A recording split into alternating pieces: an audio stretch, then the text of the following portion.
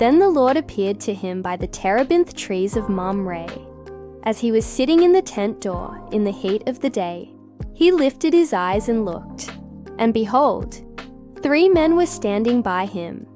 And when he saw them, he ran from the tent door to meet them, and bowed himself to the ground, and said, "My Lord, if I have now found favor in your sight, please do not pass on by your servant. Let a little water be brought, and wash your feet, and rest yourselves under the tree, and I will bring a morsel of bread, that you may refresh your hearts.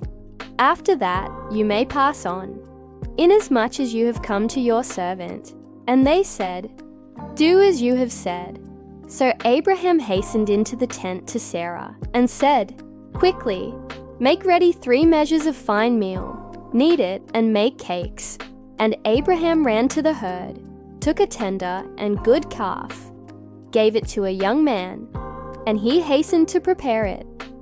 So he took butter and milk, and the calf which he had prepared, and set it before them.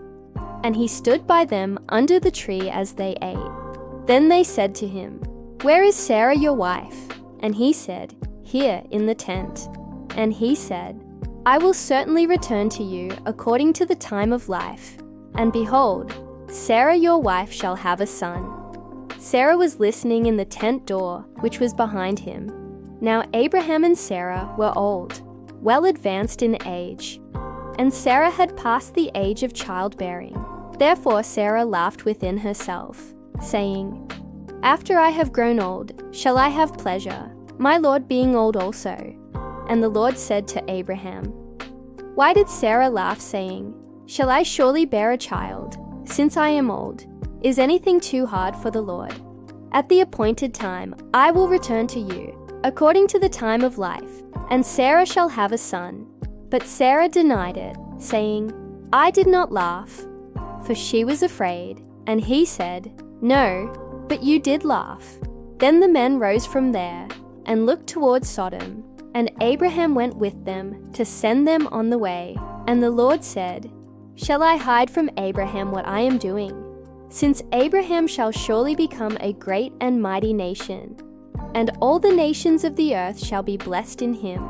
For I have known him in order that he may command his children and his household after him, that they keep the way of the Lord, to do righteousness and justice, that the Lord may bring to Abraham what he has spoken to him." And the Lord said, "Because the outcry against Sodom and Gomorrah is great, and because their sin is very grave, I will go down now and see whether they have done altogether according to the outcry against it that has come to me, and if not, I will know."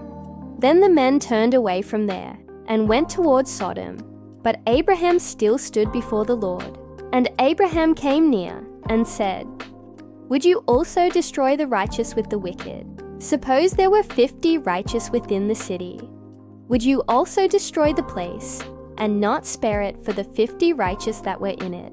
Far be it from you to do such a thing as this, to slay the righteous with the wicked, so that the righteous should be as the wicked. Far be it from you. Shall not the judge of all the earth do right?"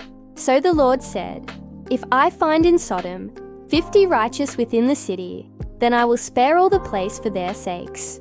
Then Abraham answered and said, "Indeed now, I who am but dust and ashes, have taken it upon myself to speak to the Lord. Suppose there were 5, less than the 50 righteous. Would you destroy all of the city for lack of 5? So he said, "If I find there are 45, I will not destroy it." And he spoke to him yet again, and said, "Suppose there should be 40 found there." So he said, "I will not do it for the sake of 40. Then he said, "Let not the Lord be angry, and I will speak. Suppose there should be 30 found there." So he said, "I will not do it if I find 30 there." And he said, "Indeed now, I who am but dust and ashes, have taken it upon myself to speak to the Lord. Suppose there should be 20 found there." So he said, "I will not destroy it for the sake of 20. Then he said, "Oh, do not let the Lord be angry, and I will speak but once more. Suppose 10 should be found there." And he said,